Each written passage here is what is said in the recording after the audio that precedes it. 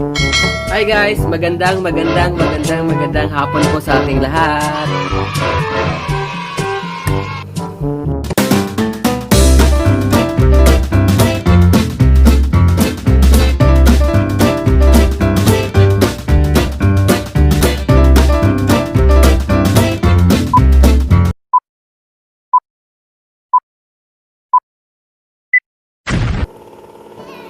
So guys, yung napili kong lulutuin din this afternoon ay baked oyster. So guys, so gagawa ako ng version ng baked oyster guys. So sana magustuhan nyo. Din guys, kung bago pa po lang kayo sa channel na to, so huwag niyong kalimutan na i-subscribe yung channel ko. Then, guys, just keep on watching. So I guess you are all familiar naman with talaba or oyster, no? So lahat naman siguro nakakilala na ng oyster or ng talaba. So ngayon guys, gagawa ako ng sariling version ko ng baked oyster. So sana magustuhan nyo guys yung gagawin natin today. So just keep on watching guys. So guys, ipapakita ko po sa inyo yung gamitin natin ingredients this afternoon. So una, ipapakita ko sa inyo yung talaba or baked oyster. So ito na po siya guys. So super fresh pa po yan siya guys, yung oyster na to. Kakakuha lang po siya ngayon lang. So fresh na fresh po siya. Fresh pa sa jowa niyo. Sana all may jowa. Anyway guys, so yung gagawin natin ngayon, hugasan lang natin ng maayos tong oyster, tanggalin yung mga dumi-dumi dito. Make sure na super clean. Then isa-shock lang natin siya. Then after nun, proceed to the next procedure. So just keep on watching guys.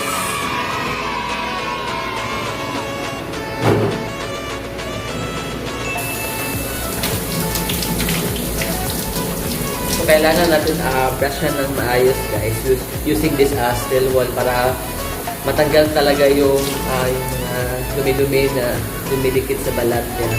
So kailangan brushan lang natin ng maayos or gamitin natin yung steel wool.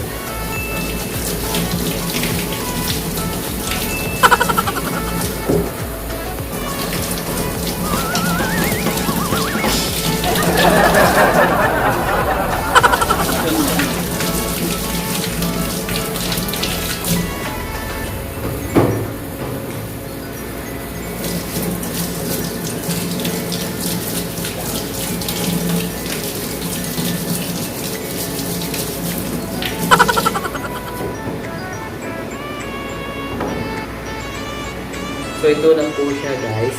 So kita niyo na malinis na siya. So i-shock na po natin siya. As in bubuksan, bubuksan shock. So ganito lang ang paano pagbukas guys. So kailangan mo na magtulis na knife. Yung magtulis talaga para bilis siyang makuha.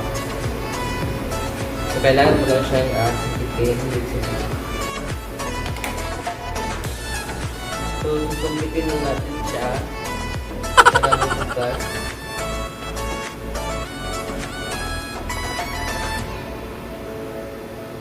Yun.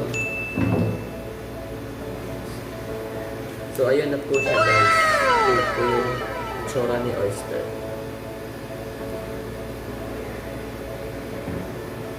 So, lahat dapat sinusungkit.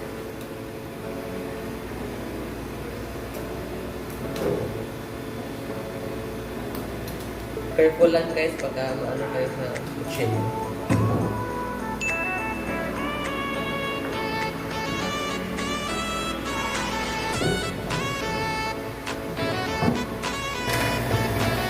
So guys, ito na nga po yung ginawa nating oyster na sinashock natin. Malinis na po siya.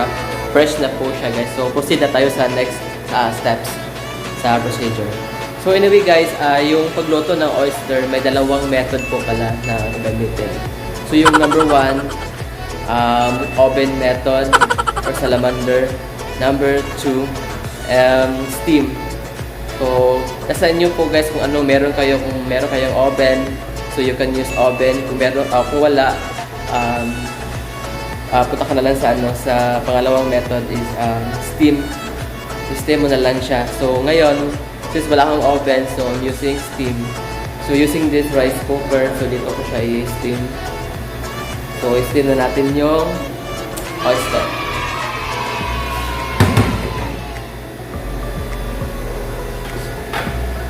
So, ilagay lang natin siya dito, guys.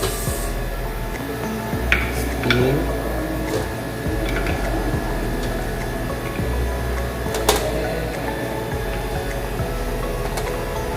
Steamer.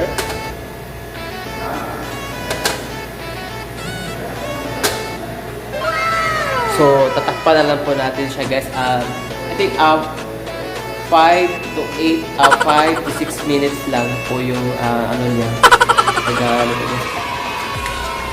So, guys, na-steam na natin yung oyster doon. So, yung next na gagawin natin ngayon is gagawa tayo ng Mornay sauce. So, yung Mornay sauce ay yun po yung itatap natin sa oyster mamaya.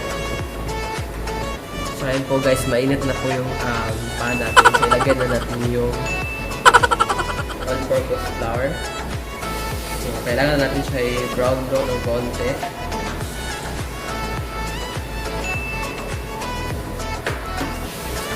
Haluin nyo na lang siya. Just make sure na nakalong heat siya guys para hindi siya madaling masunog.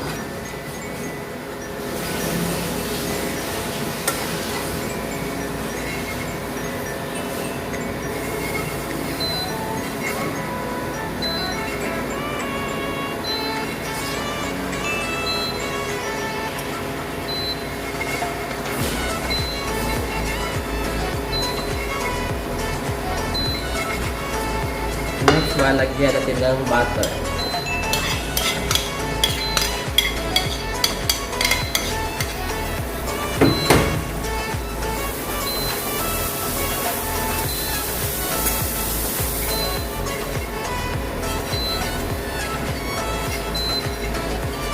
So, make sure lang na dissolve lahat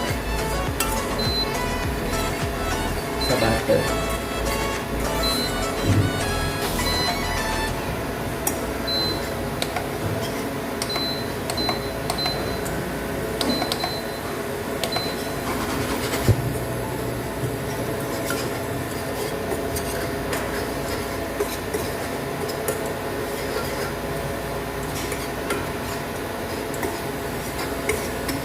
And next, lagyan natin ng milk. Milk and cream.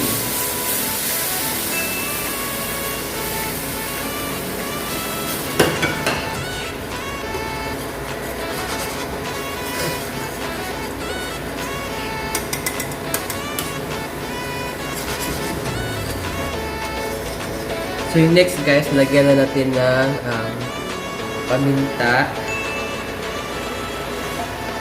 oregano, then salt.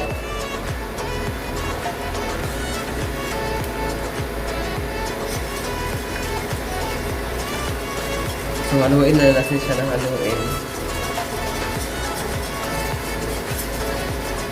Then lagyan natin ng cheese, quick melt cheese.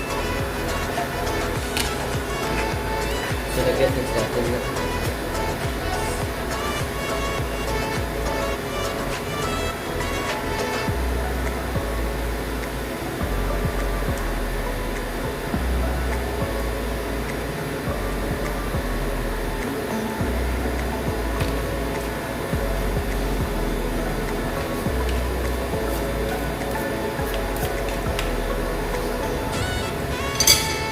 Haluin mo na siya ng haluin guys.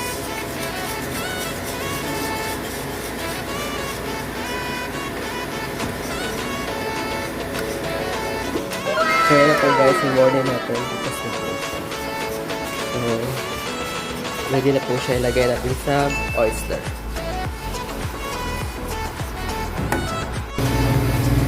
So guys, nalagyan na natin ng morning sauce. So make sure na malagyan lahat, ma-cover lahat sa oyster.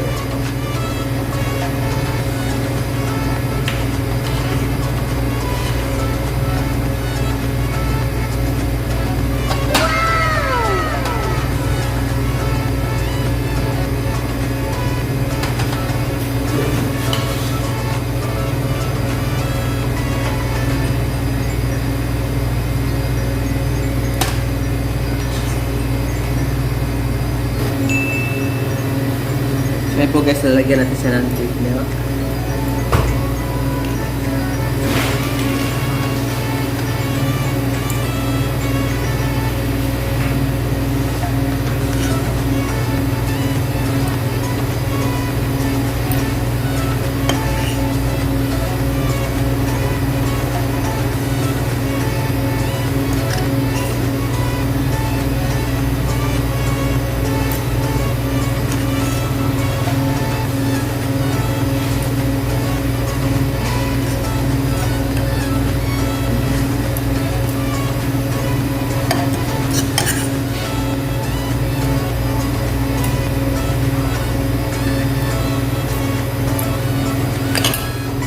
Then next, susunugin na natin yan using torch.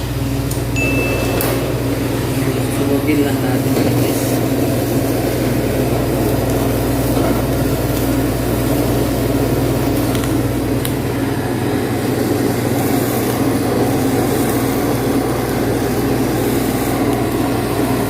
Make sure na super sunog yung pagkaano niya.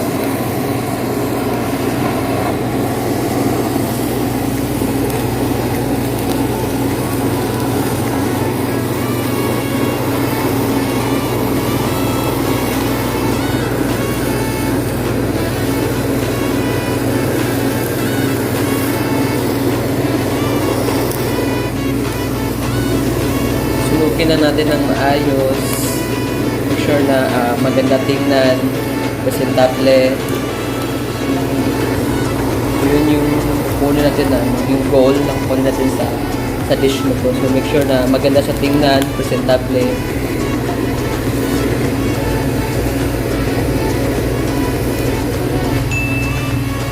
So yung next na gagawin guys, lagyan natin ang parsley.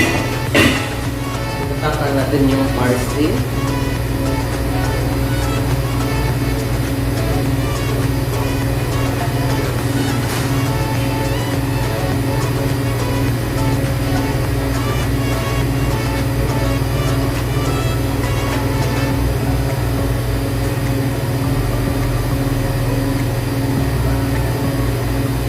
Then, ipi-plate na po natin siya.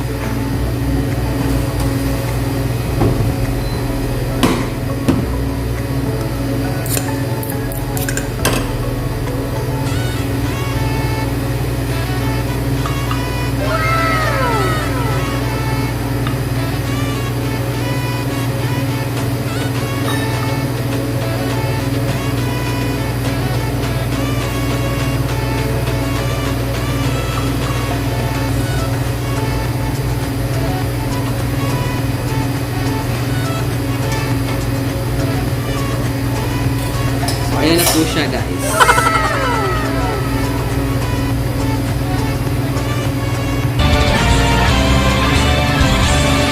So ayan na po yung baked oyster na.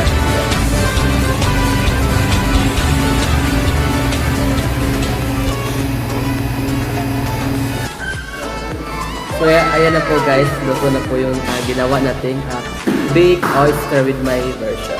So tikman na po natin guys yung ginawa natin.